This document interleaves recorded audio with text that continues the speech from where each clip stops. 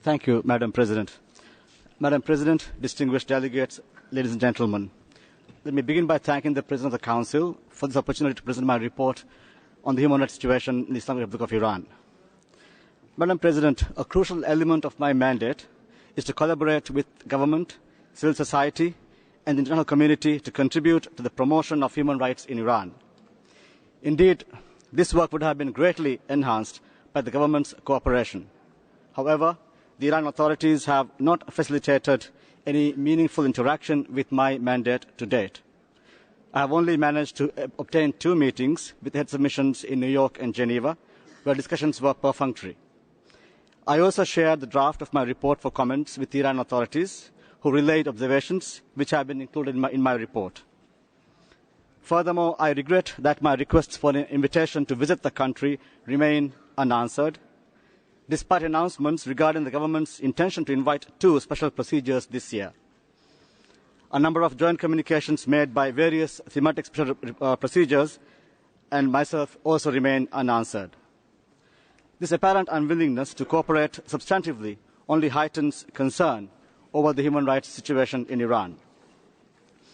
Madam President, in the absence of a field visit, the other methods I have used to monitor the human rights situation have resulted in voluminous information collected from a variety of credible sources, including non-governmental organizations and human rights defenders. I have also reviewed audio and video submissions, as well as media reports emanating from inside and outside of Iran.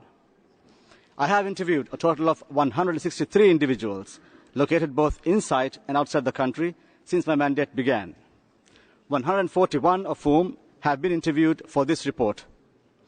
These interviews have served as primary sources that corroborate much of the evidence submitted by the aforementioned secondary sources. Each of the 141 testimonies submitted to me by those that reported violations of their human rights or the rights of others speak to multifarious and systemic deficits in the government's capacity to ensure respect for human rights. A majority of these allegations point to insufficient compliance with the ICCPR guarantees, including the obstruction of free and fair elections. Madam President, my report also presents concerns about a number of vaguely defined security provisions within the Penal Code, which are reportedly applied in ways that unduly limit freedom of expression, association and assembly. In many cases, witnesses reported that they were arrested for activities protected by international law and that they were detained in solitary confinement for prolonged periods with no access to legal counsel or family members and in the absence of formal charges. Individuals also frequently reported the use of torture for the purposes of soliciting confessions. Several stated that they were subjected to prison conditions that fall well below the minimum standards defined by the UN, such as severe overcrowding, inadequate access to water, insufficient prisoner segregation practices, extremely poor quality and unhygienic facilities, hazardous ventilation conditions, insufficient access to medical services, and paltry nutritional provisions. Furthermore, a majority of those interviewed maintained that they were denied reasonable access to legal counsel and that they and or their lawyers were denied access to evidence, case files, or witnesses testifying against them. Some also reported that their lawyers had been prevented from presenting an oral defense during trial, and in some cases, judges reportedly issued verdicts on the basis of coerced confessions in trials that only lasted several minutes. For example, several sources maintained that Zanyar and Lughman Muradi, who were arrested in 2009 on charges of murdering the son of an imam, were detained for the first 9 months of their detention without charge. These witnesses reported that Zanyar and Lughman Muradi were later compelled to confess to allegations of murder after being severely beaten and threatened with rape. The witnesses stated that no evidence or witnesses were brought against these men and that they did not have reasonable access to their legal counsel. Both men were sentenced to public hanging on 22nd December 2010. It is frequently reported that those who attempt to defend the accused are also met with severe punitive measures. The Nuremberg Prize for Human Rights winner and lawyer Abdul Fattah Sultani, for example, was arrested on charges of propaganda against the regime, co-founding the Defenders of Human Rights Center, assembly and collusion against the regime, accepting an illegal prize, and illegal earnings stemming from the prize. Mr. Sultani was sentenced to 18 years in prison and banned from practicing law for 20 years. Similarly, Mrs. Nargis Mohammadi, a human rights defender and vice president of the Defenders of Human Rights Center, co-founded by Nobel laureate Shirin Ebadi, was recently sentenced to 6 years in prison. Reports of the intimidation and detention of dozens of lawyers representing political and ideological defendants are indeed disturbing. It has become increasingly clear that such punitive measures deprive Iranians of their rights to an effective defense and undermine the proper administration of justice.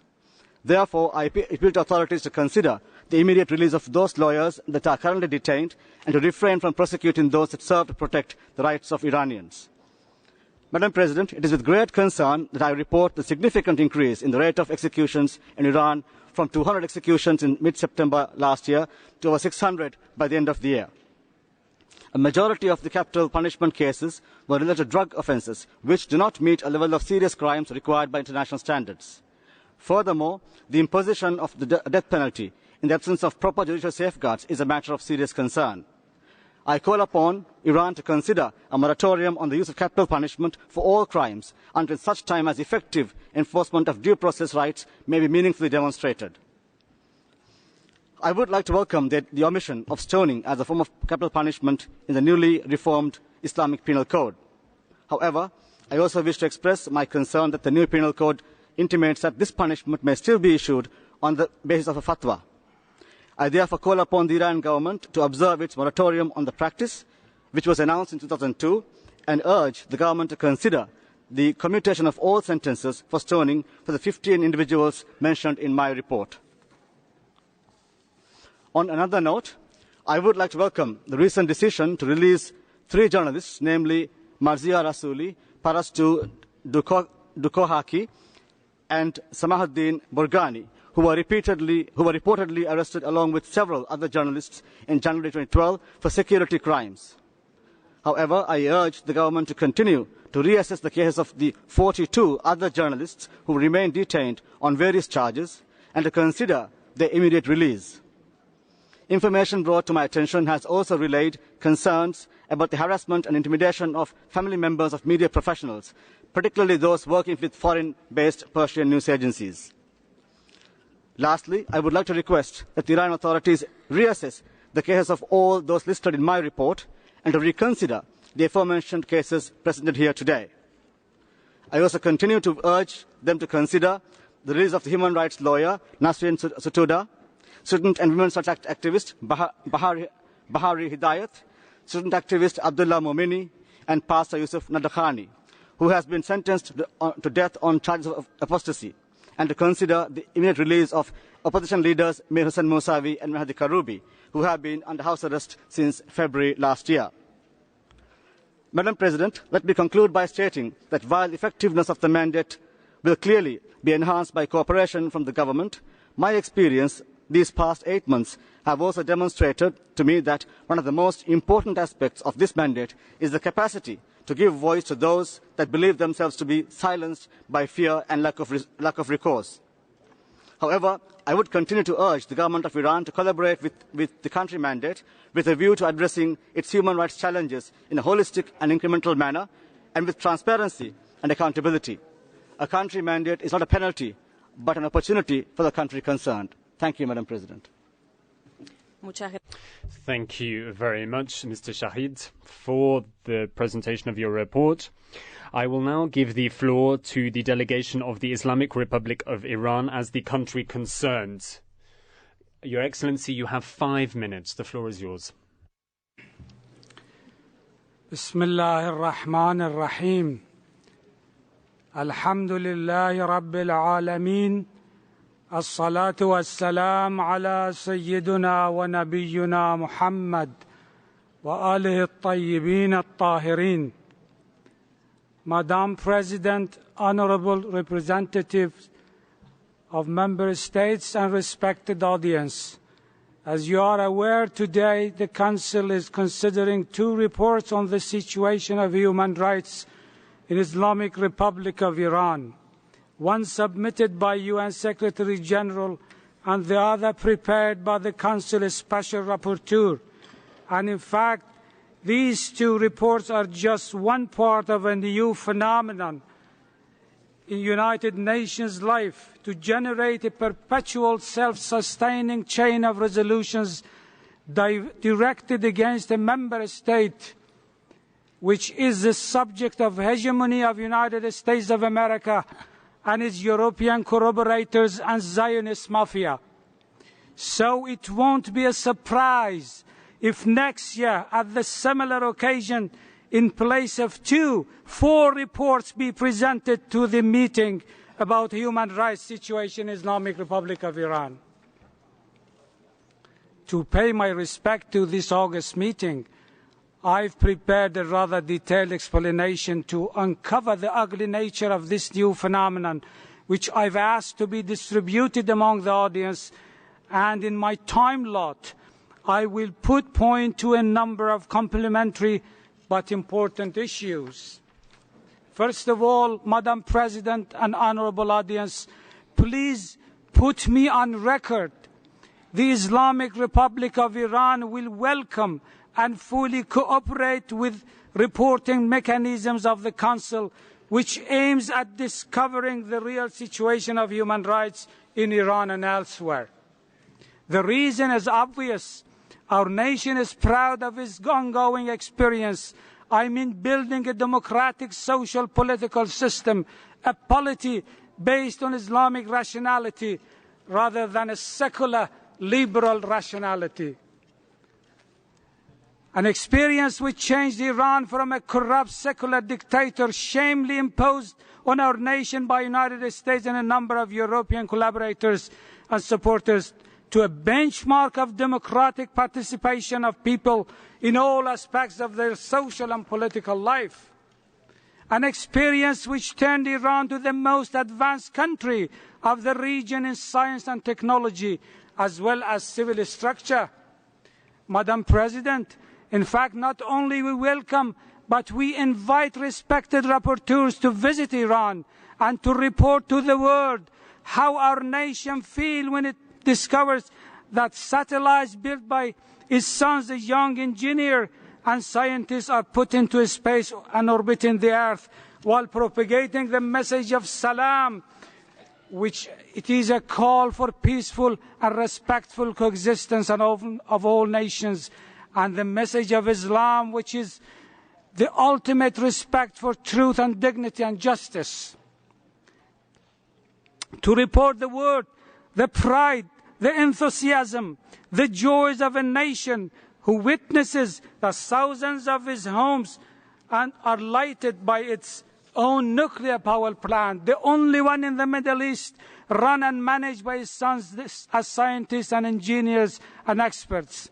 Madam President, we emphatically invite respected rapporteurs to visit Iran to discover and report to the whole world the degree of grief and anger of a nation when it discovers that its beloved noble sons of science and technology are hunted and ruthlessly assassinated by the terrorist apparatus created, guided, supported by the United States of America, Britain, France, and a number of other morally failed states.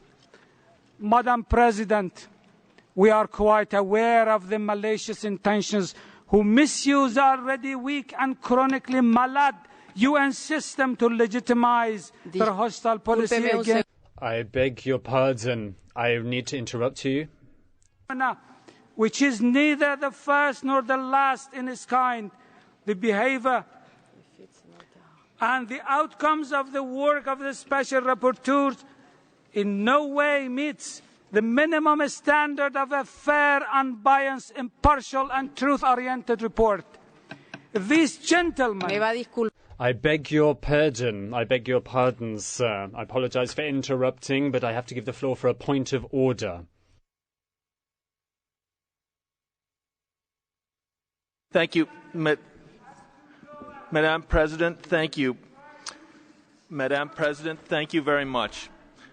The United States will call the point of order, Madam President, to urge you, please to remind the speaker to use language that's appropriate for this forum, consistent with your earlier reminders. Thank you very much, Madam President. We appreciate your attention to this.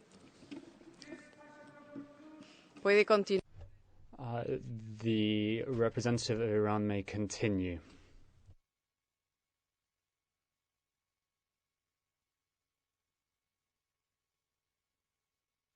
Microphone, please, for the delegate from Iran. From the seat of an absolute guidance, and with prophetical tone, he generously gives royal guidance to our elected representatives in the parliament of how and which bill they should pass. And just as a moral leader, he recommends to our nation and its judiciary to decriminalize some behaviors and what is the prudent to do in their private and even in their sexual life. Madam President, the honorable audience, these respected special rapporteurs totally abandoned his main task, which is to discover the truth and present it to the world body with reliable and warranted argument. He rather prefers to be the celebrity figure in media blitz against Iran. And worse than all, this support given in this report for notorious terrorist groups, which costed tens of lives only in past 3 years, is a disgrace for the reporting mechanism of this Council. Madam President, if truth is not counted and discovering of the truth is absent from the agenda, the Honourable Special Rapporteur does not need to take the burden to travel to Iran. He can pretty well enjoy the calm and tranquility of his offices in Geneva and New York, and the generous hospitality of governments of Washington, London and Paris, and copy-paste from the abundant list of allegations easily accessible in the jargon of media and network fabrications. Madam President, though Iranians are famous for their hospitality, but I regret to say that our nation may not be happy to extend its welcome to a rapporteur. He is so ignorant, biased, and perfunctory in his claim. Thank you very much.